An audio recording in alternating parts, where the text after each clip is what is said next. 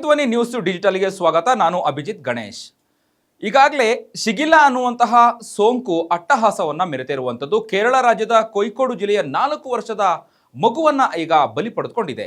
ಹಾಗಿದ್ರೆ ಶಿಗಿಲಾ ಅನ್ನುವಂತಹ ಸೋಂಕಿನಿಂದ ನಾವು ಯಾವ ರೀತಿಗೆ ಪಾರಾಗಬೇಕು, ತೆಗೆದುಕೊಳ್ಳುವಂತಹ ಮುನ್ನೆಚ್ಚರಿಕೆ ಏನು, ಶಿಗಿಲಾ ಸೋಂಕಿನ ಲಕ್ಷಣಗಳು ಏನು, ಈ ಬಗ್ಗೆ ಹೇಳ್ತೀನಿ ಕೇಳಿ.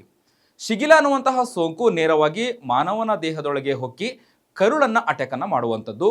ಕರುಳಿನ ಮೇಲೆ ಹೆಚ್ಚು ಇದು ಪರಿಣಾಮವನ್ನು ಬೀರುವಂಥದ್ದು. ಅದಾದ ನಂತರದಲ್ಲಿ ಕಿಡ್ನಿಗೂ ಕೂಡ ಇದು ಹಾನಿಯನ್ನು ಮಾಡುತ್ತೆ, ಕರುಳನ್ನು ಹಾನಿ ಮಾಡುತ್ತೆ ಅನ್ನುವಂಥದ್ದು ವಿಚಾರವನ್ನು ಈಗ ಆರೋಗ್ಯ ಅಧಿಕಾರಿಗಳು ವರದಿಯನ್ನು ಕೂಡ ಮಾಡಿರುವಂಥದ್ದು. ಮೊದಲದಾಗಿ ಇದು ಶಿಗಿಲಾ ಅನ್ನುವಂತಹ ಸೋಂಕು ಅಂದರೆ ಕಲುಷಿತ ನೀರು, ಕಲುಷಿತ ಆಹಾರವನ್ನು ಸೇವನೆ ಮಾಡೋದ್ರಿಂದ ಹರಡುತ್ತೆ ಅನ್ನುವಂಥದ್ದು ಕೂಡ ಈಗ ವರದಿಯಾಗಿರುವಂಥದ್ದು.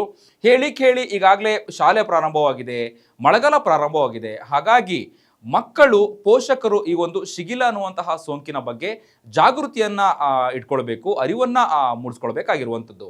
ಹಾಗಿದ್ರೆ ಈ ಒಂದು ಶಿಗಿಲಾ ಸೋಂಕನ್ನು ತಡೆಗಟ್ಟುವಂಥದ್ದು ಹೇಗೆ ತಡೆಗಟ್ಟಬೇಕು ಹೇಳ್ತೀನಿ ಕೇಳಿ. ಮೊದಲದಾಗಿ ಬಿಸಿ ನೀರನ್ನು ಸೇವನೆ ಮಾಡುವಂಥದ್ದು, ಕಲುಷಿತ ಆಹಾರ, ಕಲುಷಿತ ನೀರನ್ನು ಕೂಡ ಸೇವನೆ ಮಾಡೋದನ್ನು ಸಂಪೂರ್ಣವಾಗಿ ಇದನ್ನು ತಡೆಗಟ್ಟುವಂಥದ್ದು.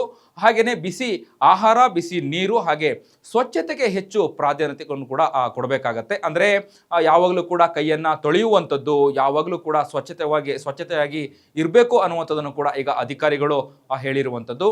ಹಾಗಾಗಿ ಶಿಗಿಲಾವನ್ನು ಸೋಂಕನ್ನು ತಡೆಗಟ್ಟುವಂಥ ನಿಟ್ಟಿನಲ್ಲಿ ಈಗಾಗಲೇ ಆರೋಗ್ಯ ಅಧಿಕಾರಿಗಳು ಕೂಡ ವರದಿಯನ್ನು ಕೂಡ ಮಾಡಿರುವಂಥದ್ದು.